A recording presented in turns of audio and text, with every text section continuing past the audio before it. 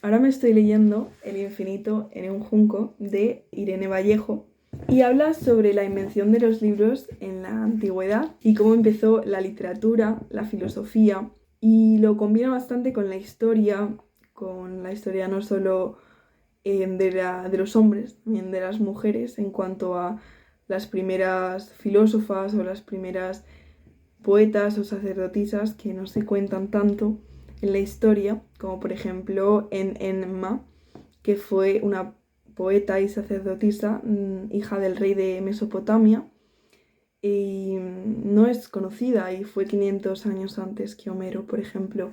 Es la escritura literaria más antigua que tenemos y fue una mujer. Por lo tanto, el comienzo de la literatura lo empezó una mujer, que es algo que me fascinó completamente. Y no tengo ningún guión para hablar de este libro que además no he terminado.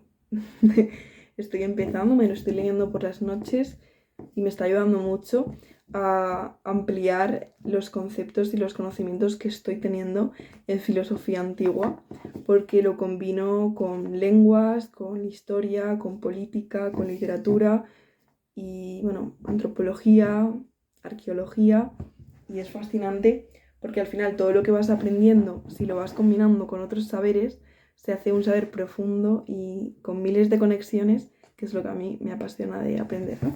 Estoy subrayando bastantes ideas que tiene el libro y bastantes conocimientos. De hecho, diría que anoto también, no solo subrayo, y justo tengo una anotación que pone: si se tuviese tanta estima a la cultura como se le tiene a la violencia, guerras militares, porque nos habla de un rey en la biblioteca de Alejandría que cogía los libros como si fuese una reliquia, y lo que vemos a lo mejor con algunos reyes, ¿no? O dictadores o políticos que ven que han existido a lo largo de la historia, que han visto lo militar, la guerra como su ambición de dominar el mundo. Para este rey su ambición era tener todos los libros, todo el conocimiento del mundo, ¿no?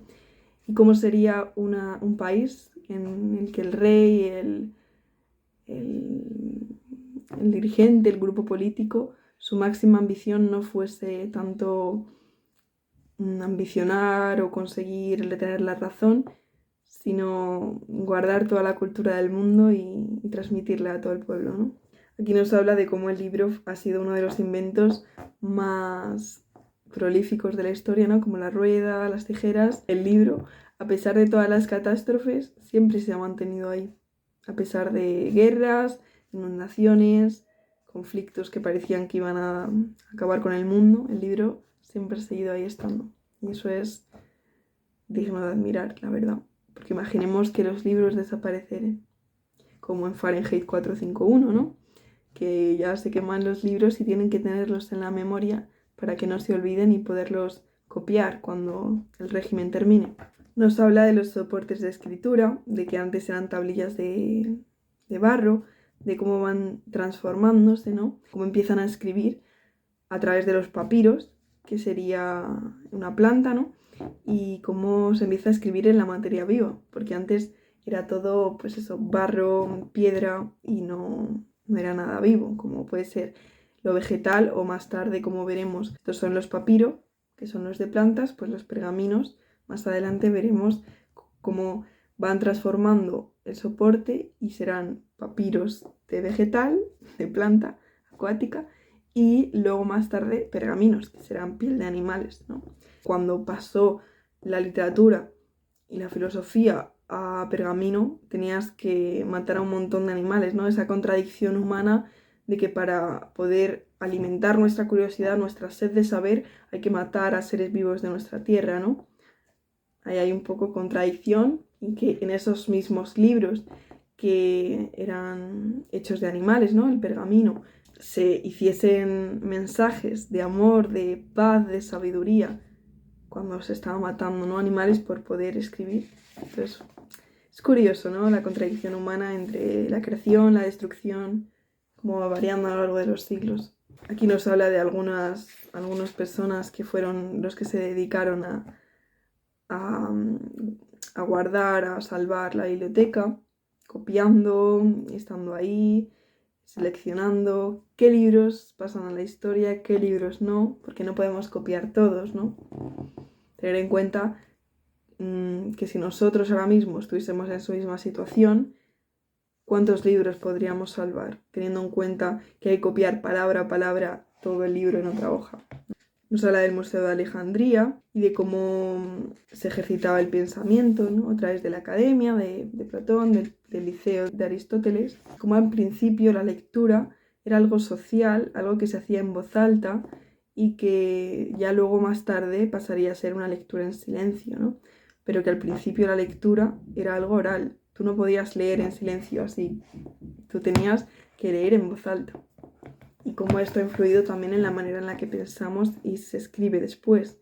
Ya no hay lecturas en voz alta ni reflexiones en comunidad sobre los libros que leemos. Bueno, están los clubes de lectura, pero no es algo normal en cada ciudadano, ¿no? De esta ciudad, sino que es algo pues, que lo hacen los que les gusta leer, los que les gusta la cultura, los que les gusta aprender, pero no es algo como normalizado, ¿no? En el día a día, de conversar sobre los libros que leemos o hablar en una comunidad. Por ejemplo, en la serie de Anne with an E me resonó mucho la idea de vivir en comunidad en un pequeño pueblo, ¿no?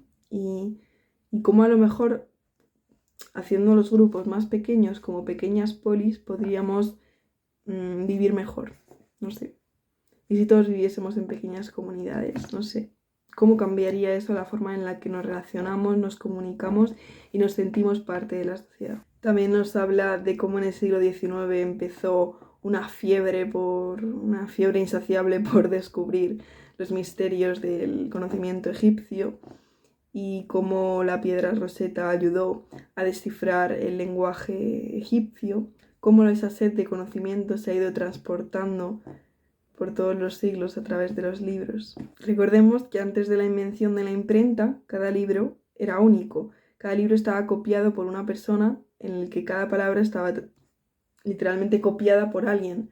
Entonces podía haberse equivocado, podía haber escrito lo que él veía más y no tanto lo que no copiarlo tanto para hacerlo más fácil de escribir, ¿no? Entonces, cómo ha ido variando los textos a lo largo de la historia es un tema bastante potente. Recordar que los libros de papiro solo se hacían en Egipto, solo se fabricaban en Egipto, entonces estos productos se convirtieron en un poder para los egipcios al final, ¿no? Porque podían presionar o sabotear a los demás países teniendo en cuenta que tenían en su posesión el material más preciado para hacer libros, que era el papiro en ese momento. Al igual que el petróleo puede ser ahora, ¿no? Otros materiales. También nos va a hablar de los mitos, de la poesía oral, por ejemplo, de cómo los poemas se recitaban en público y los cuentos, los mitos que nos van enseñando los ancestros, ¿no? Y cómo el mito se iba variando en función del oyente que te estaba escuchando. Si el rapsoda que iba a los pueblos se dedicaba a hacer poesía, a contar un mito, sobre todo contar un mito, lo iba a variar dependiendo de quién le estaba escuchando para hacerle sentir determinadas cosas, o se paraba en algunos puntos más que en otros, dependiendo de cada situación y de lo que estaba viendo en el entorno. Ya no premeditado de ver qué tengo que decir al oyente, sino de cuando estoy ahí haciendo el mito, irlo variando al momento, improvisando, dependiendo de las caras de los otros y de lo que creo que pueden estar pensando de lo que les estoy contando, ¿no? También la magia, ¿no? Del lenguaje ambivalente, de que el mito lo puedes variar todas las veces que quieras mientras lo cuentas, ¿no? Al revés que un libro que se queda plasmado ahí para siempre y ya no puede cambiarse. Nos habla del invento del alfabeto, ¿no? De cómo nosotros, los griegos cogieron el alfabeto fenicio, muy interesante también, con el rapto de Europa. Puede ser una metáfora de cómo hemos tomado por propio el conocimiento de Oriente, ¿no? El alfabeto fenicio y demás teorías que ya venían hablándose mucho antes que en Occidente, ¿no? En cuanto a filosofía y demás conocimientos. Me llamó mucho la atención de cómo la poesía también tiene esta métrica, este lenguaje estructurado, porque los poetas, ¿no?, que iban de pueblo en pueblo transmitiendo oralmente sus poesías, era para ellos mucho más fácil tenerlo medido en ritmos para poderlo contar, porque se memorizaba mucho mejor que si no tuviese ningún tipo de ritmo. Y esto me llamó muchísimo la atención. No me gusta mucho la métrica en la poesía porque siento que le quita su irracionalidad, su azar, su pasión al estar como medida. Pero bueno, también creo que es una forma de hacer poesía, ¿no? Pero para mí no me gusta mucho hacerla. Los poemas orales eran transmitidos para enseñar a través de la acción, a través de sus personajes y de cómo aprendían de sus vivencias. Al revés que la escritura, que usa el lenguaje abstracto para enseñar algo. Y nos habla de cómo se abandona la oralidad progresivamente, porque no es un cambio de la noche a la mañana, como el mito al logos, que a veces se suponía que se pasó del mito al logos así de repente y ya con la filosofía se pasó. No, fue un cambio gradual, como todos los que hemos vivido a lo largo de la historia. No va a ser algo de un día para otro, sino un proceso largo que también llevará a su asimilación y demás. Creo que es importante también entender esto para todos los proyectos que se crean en la humanidad, que, por ejemplo, la Institución Libre de Enseñanza, con su ambición de querer educar a toda España, con su ambición de que no hubiese gente analfabeta en España, de que todo el mundo pudiese acceder a la cultura y tuviesen pasión por leer, ¿no?, y por abrir un libro. Esta ambición no es algo que vaya a suceder de un día para otro, es una idea que tú generas y que luego a lo mejor cuando mueres no ha terminado, pero tú sabes que se sigue gestando. Y esa es la ilusión, la ambición, la visión de que lo que tú crees a lo mejor no sucede en esta vida, pero en otras sí.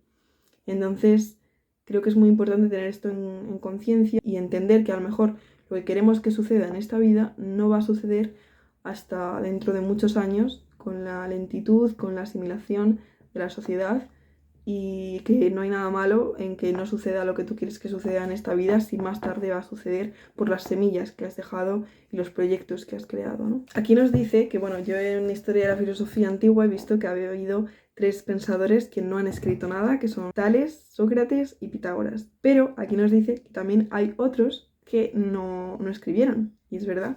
Diógenes, Buda y Jesús de Nazaret no escribieron. Entonces, esto me parece interesante, y que la filosofía no es opuesta a la religión, también hay mucha historia detrás, también hay muchos escritos y muchas cosas que no nos han contado o que no están plasmadas como tal, pero a lo mejor en esa religión, en esos mitos, hay mucho más de lo que nosotros pensamos.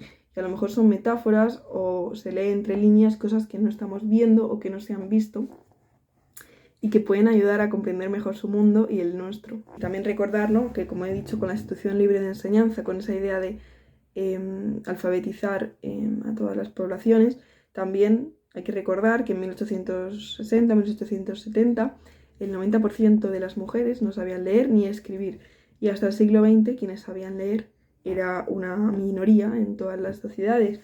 Y también recordar que a día de hoy existen millones de personas analfabetas en el mundo, que esto no es algo de ayer, que sigue sucediendo a día de hoy. Y ya no solo el saber leer y escribir, sino el leer con pasión, con ganas de aprender, porque eso también es muy importante. Si tú sabes leer y escribir, pero no tienes pasión por leer, ¿dónde queda la cultura? ¿Dónde queda el aprendizaje y la construcción y la evolución de la sociedad, ¿no? También hay que transmitir esta curiosidad y esta pasión por el aprendizaje. Y como veis, no paro de aprender y de conocer. Así que nada, espero que os haya gustado mucho y que hayáis aprendido algo en este día tan especial que es 31 de diciembre. Espero que os haya servido algo y que améis con toda vuestra alma, sobre todo a vosotros, y de ahí lo demás surgirá. Pero amar y crear, muy importante. Así que nada, un abrazo enorme, un besito. Chao.